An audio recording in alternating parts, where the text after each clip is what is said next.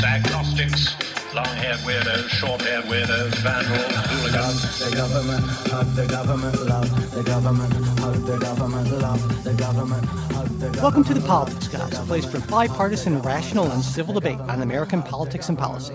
I'm Michael Baranowski, a professor of political science at Northern Kentucky University. I'm joined today by my conservative counterpart, Cleveland area attorney and defender of freedom, Jay Carson.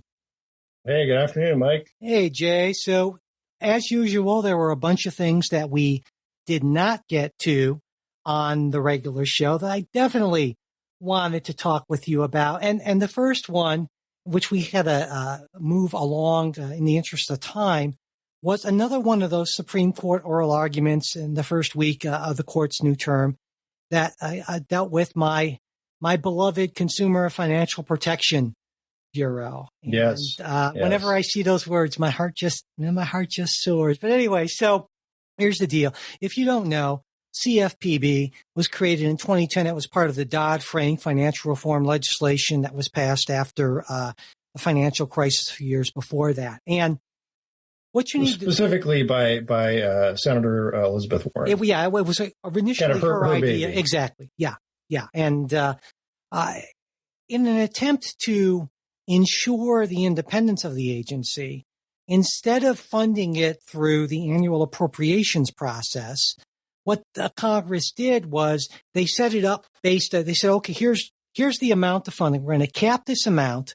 We'll adjust it for inflation, but we're not going to pay for it out of the annual budgetary appropriation.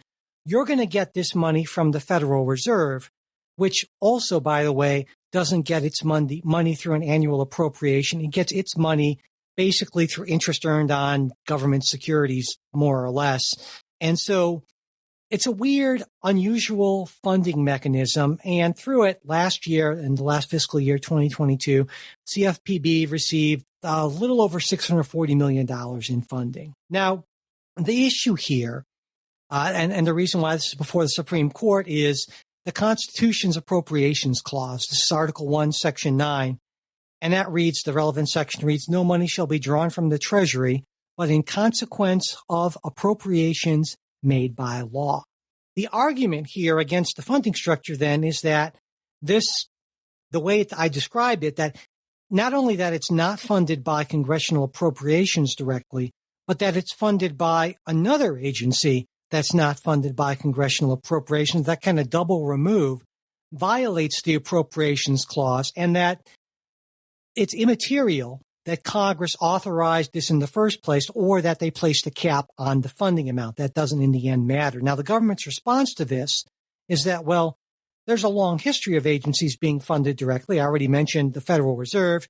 The Customs Service at the beginning was funded indirectly, but Congress still retains control over agency funding, can alter the structure, can alter the funding mechanism through legislation whenever it wants. Justice Kavanaugh, in fact, in oral arguments pointed out, Congress could change how CFPB is funded, as he said, tomorrow, and there's nothing permanent or perpetual about this.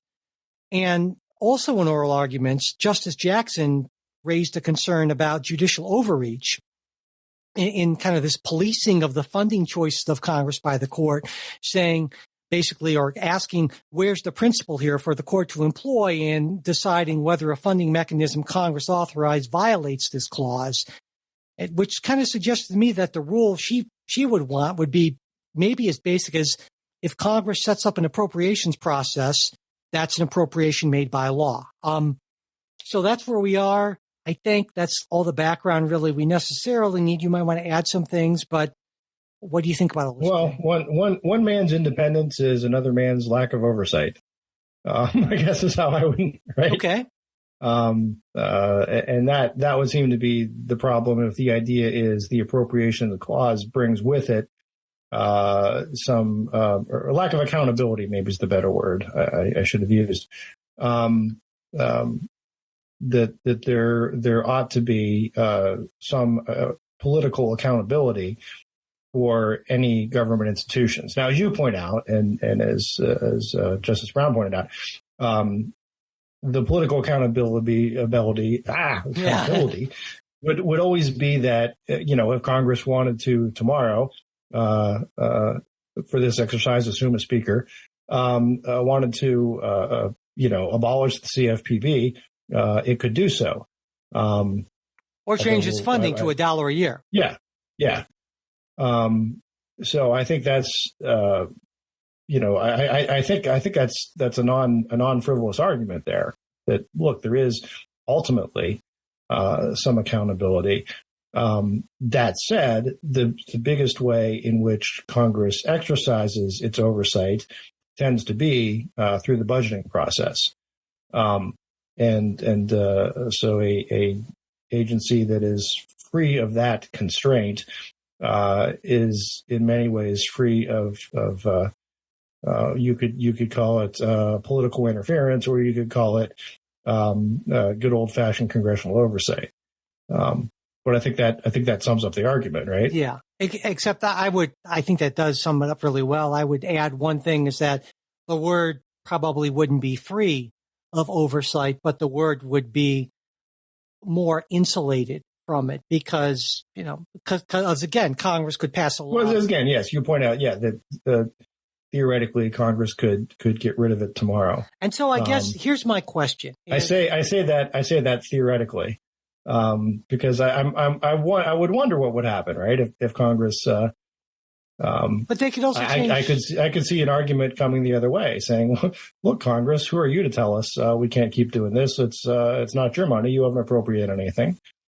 But at least in the case of the CFPB, I think the argument would be, well, in fact, we did appropriate a number. We assigned a specific number to be given to this agency, and we said it'll be this number. It'll be adjusted for inflation every year, and so that is in effect a congressional appropriation. It's not like we said, well, spend whatever you want, figure it out with the Federal Reserve. We don't know. And through the course of regular congressional action, they could, in whenever they wanted to, say, well, we're changing that baseline appropriation. We're changing the mechanism. That's a very different argument than saying, I think, we're changing how the Fed, which basically has all the money it wants, more or less. So you see what I'm saying? Which is why I feel like this is sort of a reach, I think.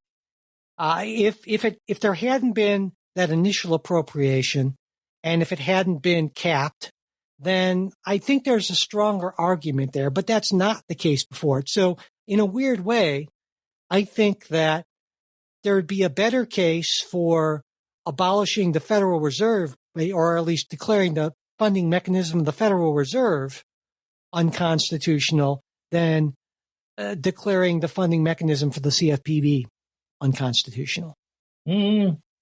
I'm not sure I follow you there. Meaning that Congress has put no legislative limit. Right. There's no. I get that. Where there is a limit on the CFPB. But I think it's also a little different in that the Federal Reserve tends to and I'm going to fail miserably, I think, because now it's sort of, I think it's after 5 o'clock Friday. It's 5 o'clock. It's 5 o'clock here. It's 5 o'clock somewhere, and that somewhere is here. And my mental reserves are all but exhausted. But I would say there's a difference in the scope of what the Federal Reserve does. Its specific mandate, as opposed to the Federal Reserve isn't. And again, I want to be. I see what you're saying. They do have regulations, but they're not a regulator per se, right? I see what you. I see what they you're saying. They certainly do have rules and stuff that they place on banks, but it's all sort of attendant to these independent financial transactions between them. Well, yes and no. I would argue that the Federal Reserve has an enormously larger impact on the U.S. and the world economy than CFPB. And so therefore, if you have what some people believe to be the most important government agency of any government in the world with essentially a blank check, that's more concerning than the fact that the CFPB is limited to. Well, and there are plenty of I'd say hardcore conservatives who would take up that argument. Say, well, yeah, get rid of the damn Federal Reserve and let's go back to the gold standard and all that. but I guess my argument is it's different in that banks, and again, as this is, I'll put these in quotes, but are entering into various voluntary transactions with the Federal Reserve. Now you say voluntary, and you can say, well, look, it's necessary. Yeah, I don't have very voluntary. Well, okay. As opposed to an agency that is sort of, you can't simply say I'm not going to abide by a CFPB rule. Well, I think I think the scope of the CFPB. Let me put it this way: has more wades more into private affairs than what the FDI or what the Fed does. In that the Fed, it's sort of, again, I put this in quotes, but kind of a voluntary type. Yeah, you put it in big quotes without a doubt. Well, it would be unfair for me to press you on this point because we weren't neither of us prepared for an argument about the merits of or the constitutionality. Bringing back the gold standard, that's a whole other case. Yeah, maybe we should bring on Trey for that one. I think he might be a little more in favor of that sort of thing. I don't know, being the closest probably of all of us to the kind of Paulian, if you will, Rand and or Ron, probably more Ron view of these things, but that's another story. Let me ask you one more thing. So, what about Justice Jackson's concern that there should be some sort of principle here, and that it's better to essentially let Congress decide what an appropriations process, to err on the side of Congress, basically, in this case, when there does not seem to be any kind of a clear standard or rule, other than that the court would just basically make up out of whole cloth? Well, other than if you say this does violate the appropriations clause, right? Because obviously, if you come out to say that if you take that route, then it all goes away. But her thinking on let them play ball, right? I mean, I think that's sort of again my sense that this is something that's delegated to Congress. Congress can make terrible decisions up to a point, so long as they're not terrible unconstitutional decisions.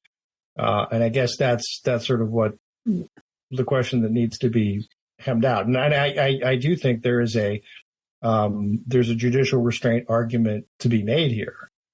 That you might say this is terrible policy, but it's not the court's job to wade in and fix it. All right. Well, we will see much later on this year. Yeah, there you go. Didn't see that coming. No, I did not. Well, no, actually, from you, that doesn't surprise me that much for sure. But we will see how that works out much later on this year. It's going to be quite a while before they reach a decision on that. But anyway, let's move on to something very the target, very different. I don't know. That was weird. Anyway, strange voices in the background. But so. For something very different, not every evening, but a lot of evenings, I sit back on the couch after dinner for a little while, relax, and I watch reruns of a TV show called Spencer for Hire. I don't know if you remember, it was a cheesy 80s TV show, just to kind of turn my brain off and relax, that sort of thing. I watch it on the Roku channel because that's where it is. And the Roku channel is free with ads, right? And most of the ads are for things like, I don't know, medicines and diapers and things that I'm not really. Things for a demographic that we're not really a part of yet. Not quite, at least. Yes. Although, again, I'm sort of an old soul, and I. But anyway, so what are these ads? That I've been seeing more and more is for an ad sort of inveighing against the so-called Credit Card Competition Act, and there's these ominous tones.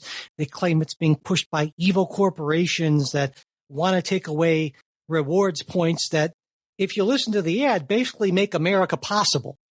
We couldn't run without rewards points. And so I was curious, because generally speaking, on policy issues, if something is seen as important enough for somebody to spend money running TV ads on, that means it's probably a non-trivial sort of thing, right? And so I thought I'd dig into it. So here's the deal.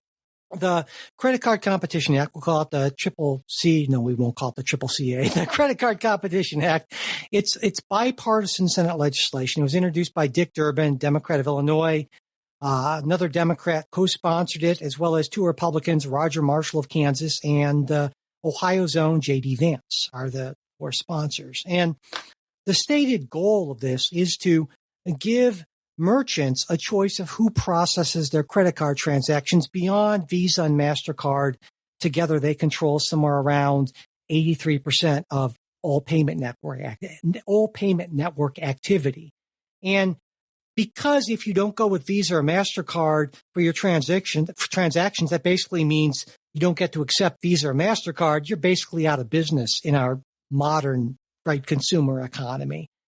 And so what the proponents of this bill look to is to say, take a look at what are these so-called swipe fees. And that's what merchants are charged every time you use a card, you or I use a card. That's somewhere between 2 to 4% of every sale.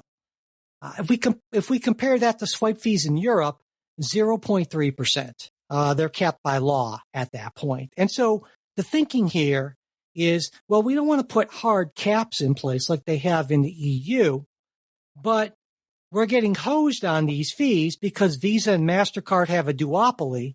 And so what the act would do was it would allow merchants to choose at least one non-Visa or MasterCard processor. And by doing that, by telling Visa and MasterCard, hey, you have to let them choose another option and not say it's either us or you don't get to use our cards, then there'd be real competition. That would lower prices, lower swipe fees, and that would be passed on to consumers. And according to some research, swipe fees are the second highest cost of retail businesses behind just employee wages and actually ahead of healthcare and benefits. So, and they'll take away your rewards argument. They counter that by pointing to Europe, where even with those much lower processing fees, they still have rewards programs and that sort of thing. They also say, take a look at the gross profit margins of Visa and MasterCard, somewhere around 45 to 50%. So, Jay, I don't know if you've seen the ads, but... Oh, I have seen the ads, yes. Okay, so what's your take? Am I missing anything here in this analysis? What do you think? No, I think I think you're spot on there, and I think you would probably know where I go on this. Now, I would certainly oppose anything that would prohibit credit card companies from giving rewards or whatever incentives they want to their customers to bring customers in. But likewise, I'm all for competition, and I think more competition is better for everybody. That's what made America great, Mike. Not just airline miles. I know you're for competition, but what do you think about forcing competition in this sense? Yeah, I mean, look. I suppose the other way to look at it would be: is there an antitrust problem here? Now, apparently, no one's. The FTC hasn't seen it that way, nor has any consumer brought a case that's bubbled up enough to make it there. So that said, I guess the question is there legitimate competition out there? Can you can't create something that we need you to bring on some other provider that doesn't exist. Now, I think once the government does that other provider will appear pretty quickly. But I think Adam Smith would be in favor of this type of better statutes to guarantee competition than to preserve monopolies or duopolies. Yeah, because I think part of the problem is the fact there are alternate processors, but if by going with one of them you have to not use Visa, right? It would be as I understand it, the issue would be you would have some sort of contract exclusivity with one of these other providers that then says you can't accept anybody, other competitors. And I think that's anti-competitive and bad policy. We just had a supporter point out something that I hadn't thought about, but it's an interesting point, saying that the EU guarantees users against fraud, by the government, not by the credit card company. And so in other words, some of the costs then are borne by the government, not the company. And so we can't necessarily just do it's not necessarily an apples to apples swipe fee comparison, because if Visa and MasterCard in the EU are not bearing the full costs of potential fraud, then they can afford to have lower fees. And that, I hadn't thought about that. That's an interesting and I think, reasonable point to raise. I would also. I do. I think that is a good point. I would also wonder, that's the danger with some of these direct comparisons, because they are international businesses. You can say, well, maybe 3% or 4% swipe fees are subsidizing 0.3% swipe fees in Europe. And so how does that, it becomes very muddled, certainly. We hope you enjoyed this preview of our supporters exclusive midweek show.